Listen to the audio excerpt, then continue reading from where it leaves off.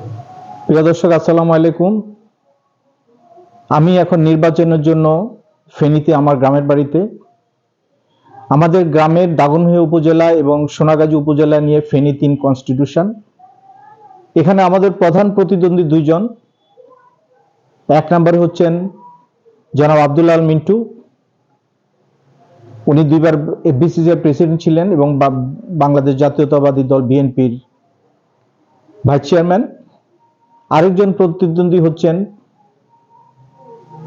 মানিক, যিনি দাঁড়িপাল্লা নিয়ে প্রতিদ্বন্দ্বিতা করছেন। আমরা যদি এখন অনেকে চিন্তা করে যে আমরা কাকে ভোট দিব, আমরা একটা কনফিউশনে থাকি। আমরা যদি জাতীয়ভাবে না চিন্তা করে শুধু সামগ্রিকভাবে আমাদের কনস্টিটিউশনের জন্য যদি চিন্তা করে, আমাদের দেখতে হবে যে কে বা এই কনস্টিটিউশনের জন্য যোগ্য।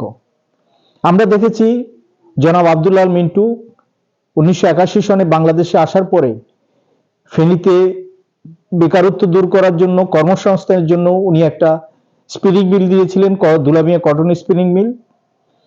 এরপরে শিক্ষার ব্যবস্থাকে উন্নতি করার জন্য, যেহেতু দাগনভূঞাতে কোনো কলেজ ছিল না, উনি করেছেন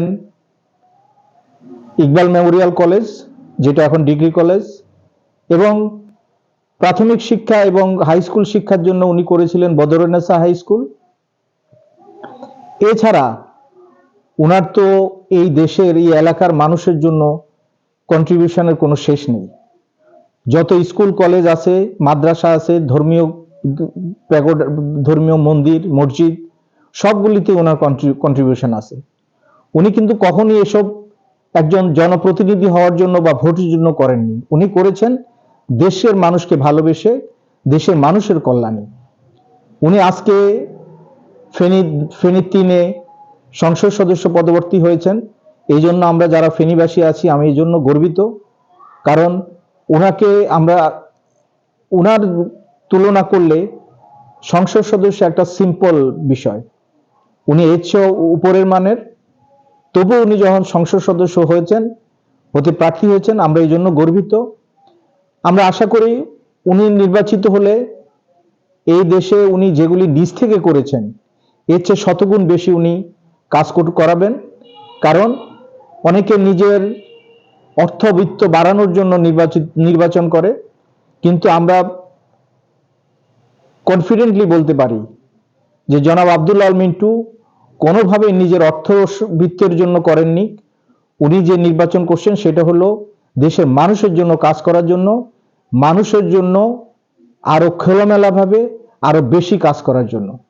কারণ সবসময় ব্যবসায়ী হলো, অনেক টাকার মালিক হলো, রাস্তাঘাট, কালভার্ট, বিভিন্ন প্রকল্প, এগুলি তো নিজের টাকা দিয়ে করা যায় না। অবশ্যই এগুলি যেহেতু সরকারের লক্ষ লক্ষ টাকা বাজেট থাকে সারা দেশে, সুতরাং এইসব সরকারি টাকা দিয়ে করতে হয়। আমাদের প্রত্যাশা এই দেশের মানুষ, এই ফেনী এবং সোনাগাজীর মানুষ মিন্টু সাহেবের অতীতের কর্মকাণ্ড বিবেচনা করে অবশ্যই তাকে বিপুল ভোটে নির্বাচিত করবেন এবং জনাব আব্দুল আল মিন্টু এই 2 উপজেলার উন্নয়নের জন্য কাজ করে যাবেন। আমাদের প্রত্যাশা যে আগামী 5 বছর পরে এই ফেনী সোনাগাজী হয়তো একটা উন্নত শহর হয়ে যাবে, যেটার জন্য মিন্টু সাহেব কাজ করবেন। এই প্রত্যাশা আমার রইল।